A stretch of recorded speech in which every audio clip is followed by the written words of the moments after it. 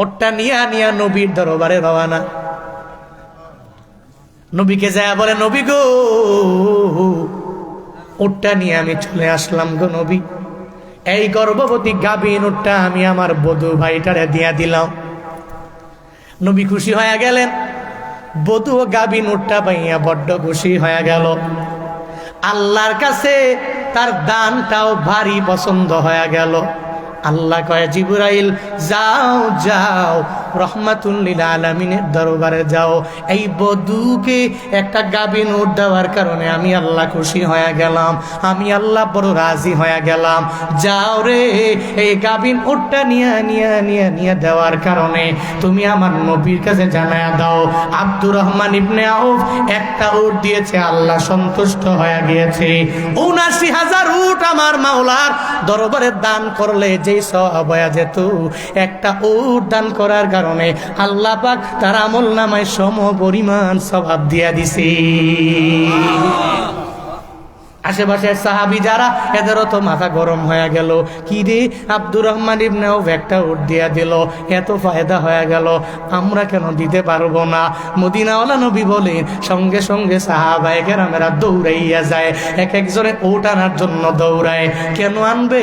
এই উটটা দিয়া দিবে আইনা বধূরে, আর যদি দিয়া দিতে পারে আল্লাহ পাক এক উটের বদৌলতে অনেক পরিমাণ দামি বানায় দিবে, অনেক উপকার হয়ে যাবে, অনেক ফায়দা হয়ে যাবে।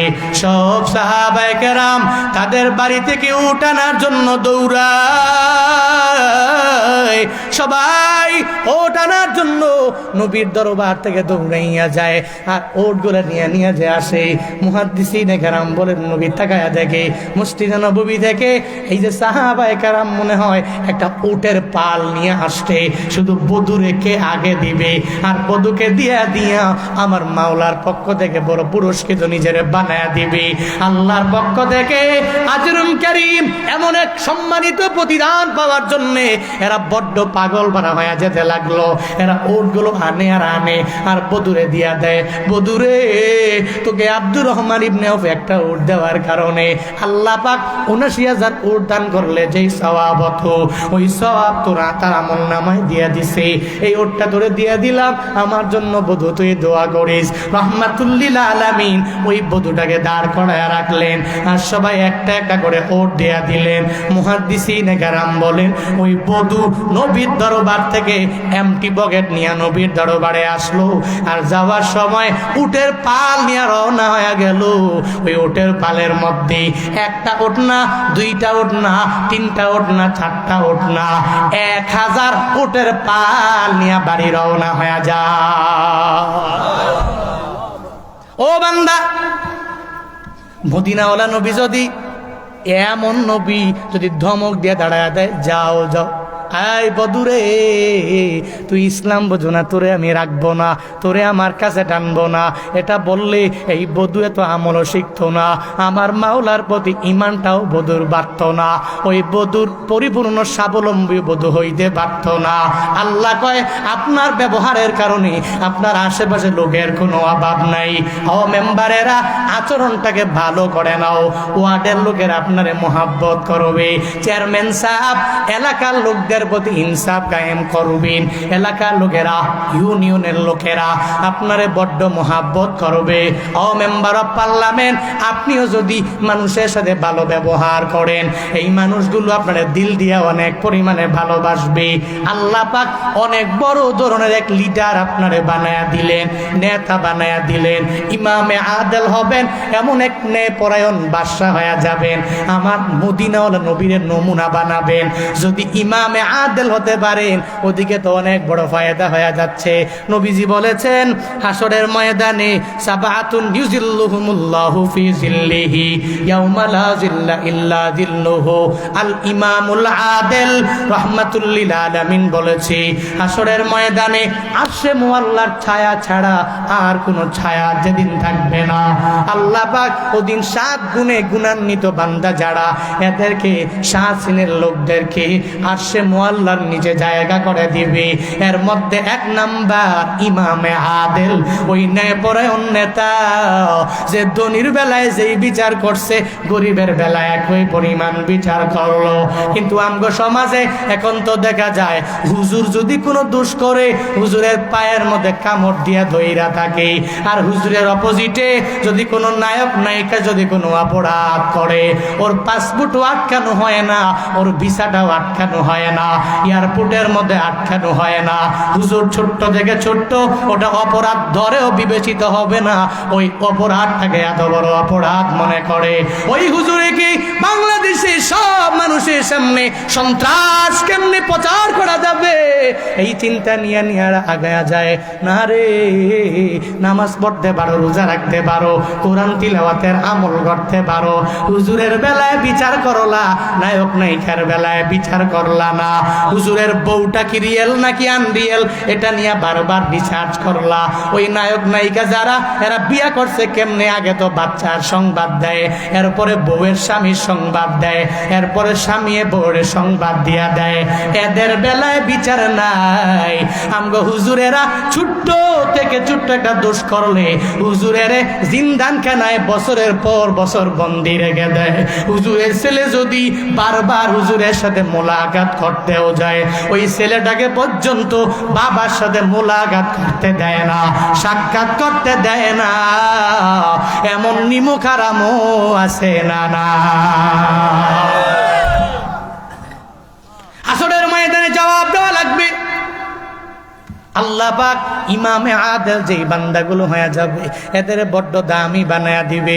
ও লিডারেরা, ও মাতবরেরা, চলার পথে ওই নবীরে আদর্শ বানায়া নাও, ওই নবীরে পরিপূর্ণ নমুনা বানায়া নাও।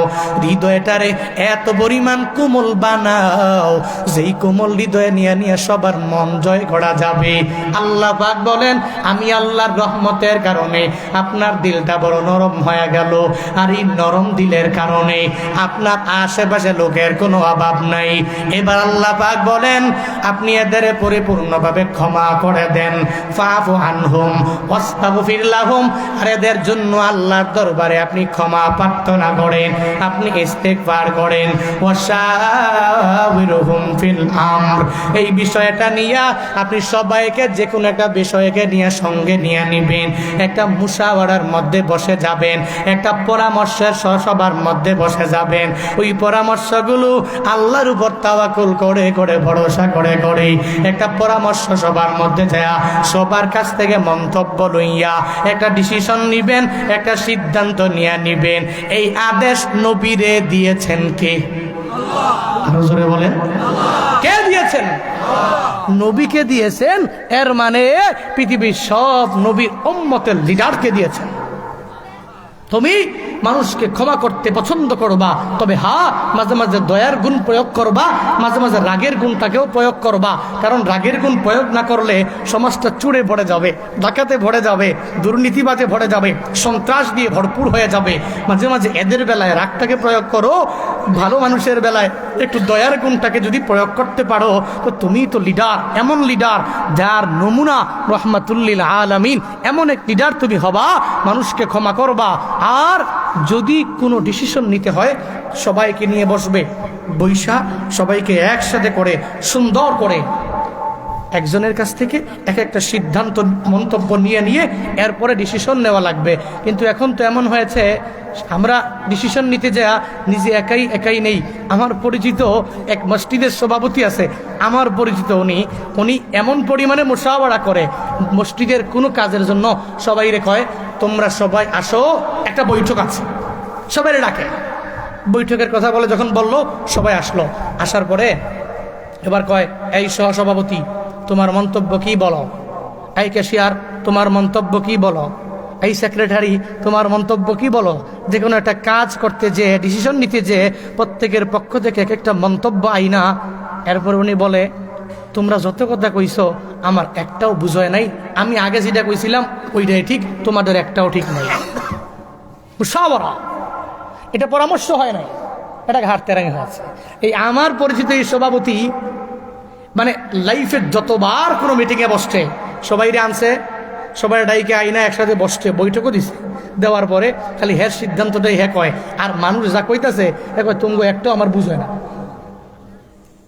কিন্তু আল্লাহ কয় ওয়াশাবিরহুম ফিল আমর, নবীর মাধ্যমে আল্লাহ পাক পৃথিবীর সব লিডার যারা, নেতা যারা, আল্লাহ পাক এদেরকে বলছেন, এই লিডারেরা, এই নেতারা, তুমি চলার পথে যে কোনো একটা বিষয় নিয়ে মুশাওয়ারা করো, পরামর্শ করো, তবে হ্যাঁ ফাইদা আজমতা ফাতাওয়াক্কাল আলাল্লাহ, কোনো কিছু করতে সংকল্পবদ্ধ হলা, ইচ্ছা পোষণ করলা, এরাদা করলা, এক আল্লাহর উপরে তাওয়াক্কুল করো।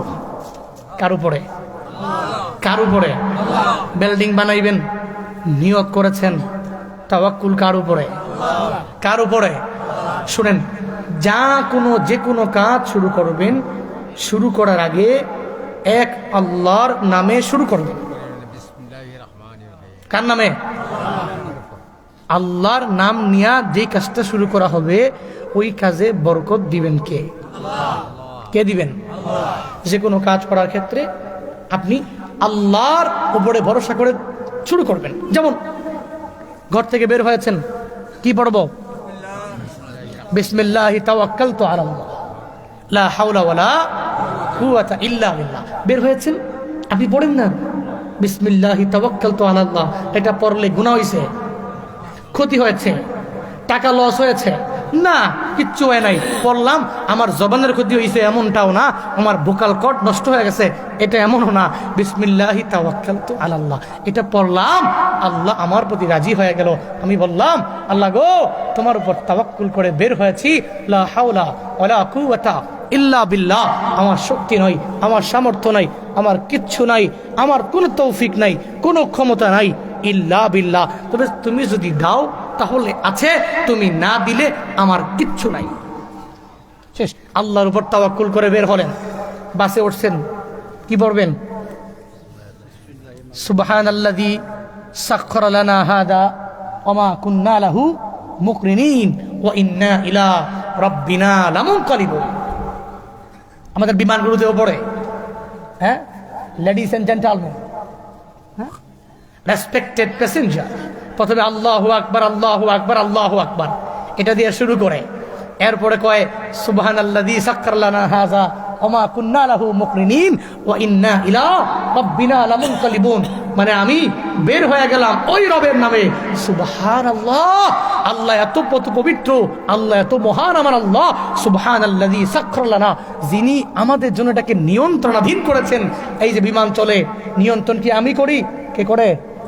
এই মিয়া, কে করে?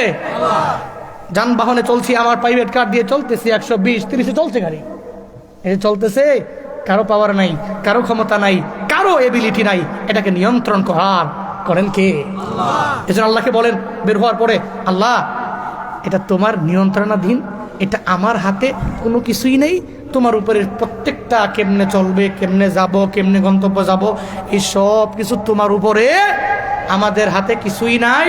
তবে যাওয়ার পথে যদি আমি মারা যাই, ওয়া ইন্না ইলা রাব্বিনা লামুনকালিবুন, আমার মরণের আগেও আমি এই ঘোষণা দিচ্ছি, আল্লাহ ওয়া ইন্না ইলা রাব্বিনা লামুনকালিবুন, আমরা তো আমাদের রবের কাছে এক প্রত্যাবর্তনকারী বান্দা, যাওয়া লাগবে।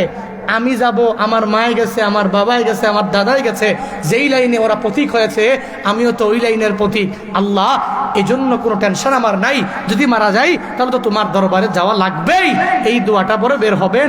আমার মনে হয় এই দোয়াটা পরে বের হলে আল্লাহ পাক আপনাকে অ্যাক্সিডেন্টের হাত থেকে, বড় ধরনের দুর্ঘটনার হাত থেকে অবশ্যই আল্লাহ বাঁচায় রাখবে।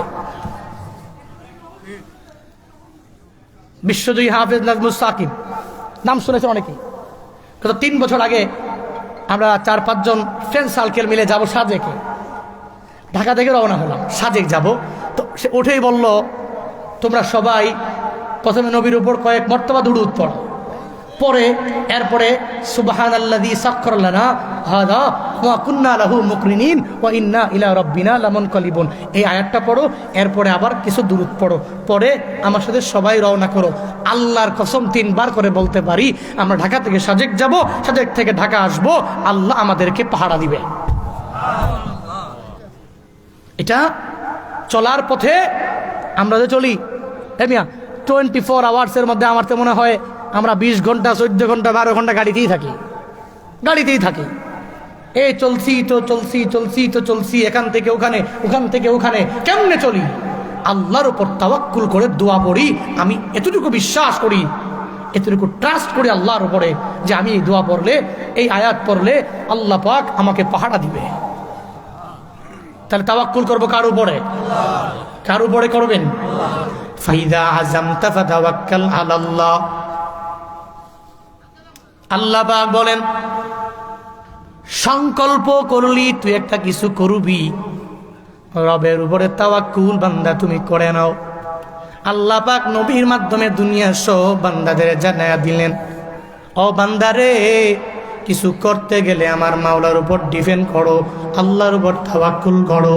মাঝে মাঝে দেখবেন গরিব হয়ে গেলেন, গরিব হয়ে গেলে ও বলে মাঝে মাঝে ছেলেদেরকে মন চায় গলায় টিপ্পা টিপ্পা ছেলেটারে মাইরা লাই, মেয়েটা বারবার টাকা চায়, এবার মেয়েরে যায় বলে মাঝে মাঝে মন চায় টাকার অভাবে তোরে গলায় টিপ দিয়ে মেরে ফেলি।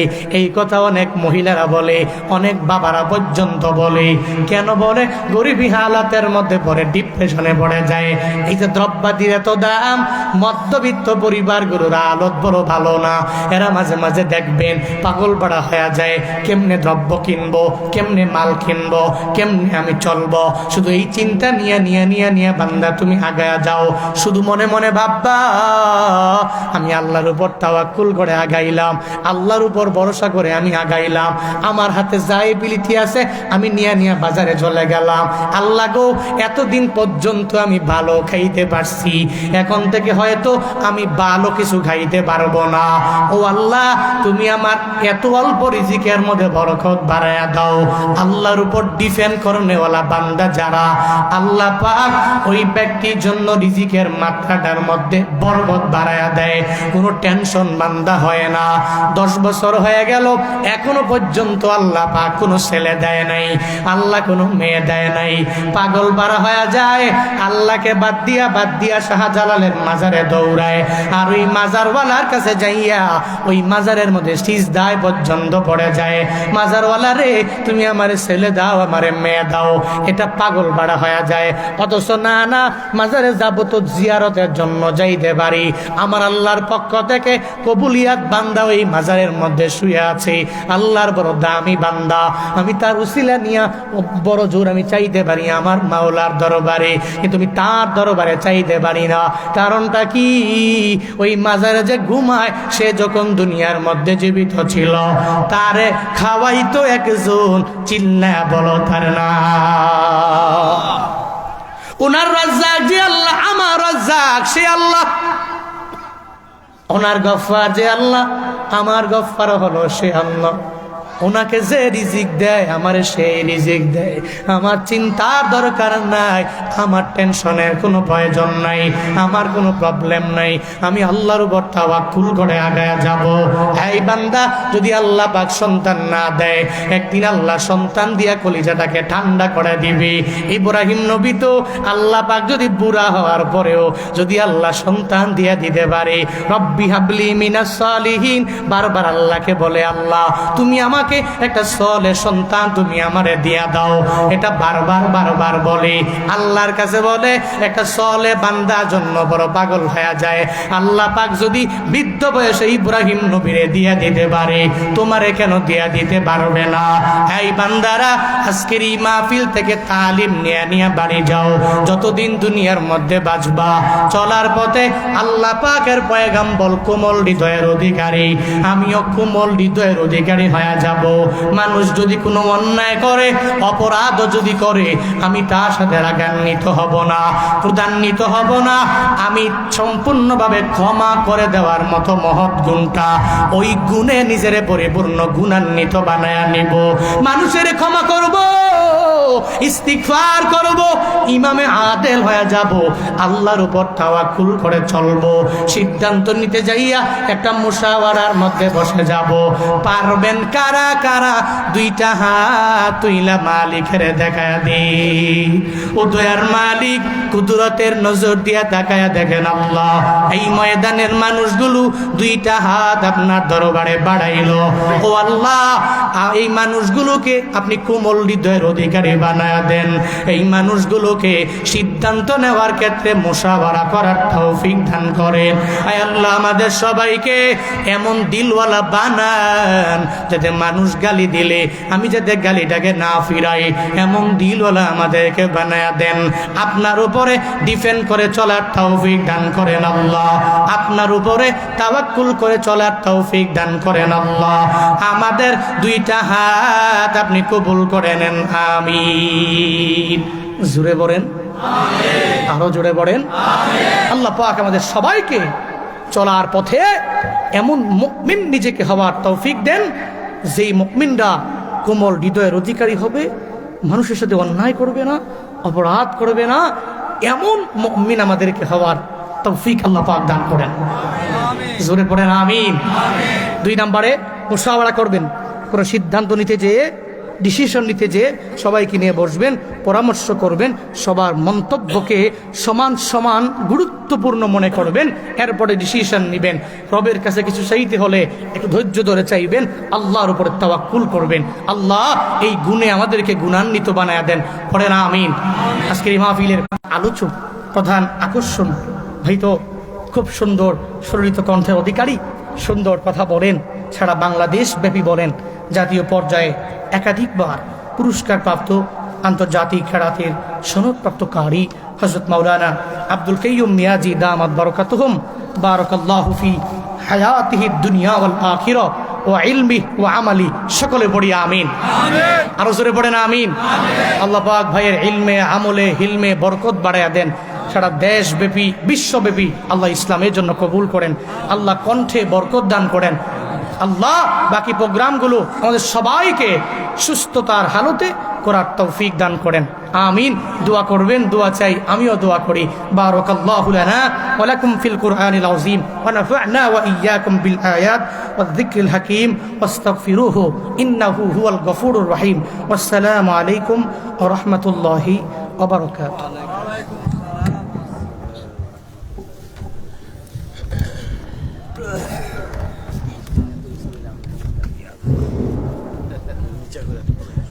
ধন্যবাদ হাফেজ কারি জুনায়েদ আল হাবিবি সাহেবকে।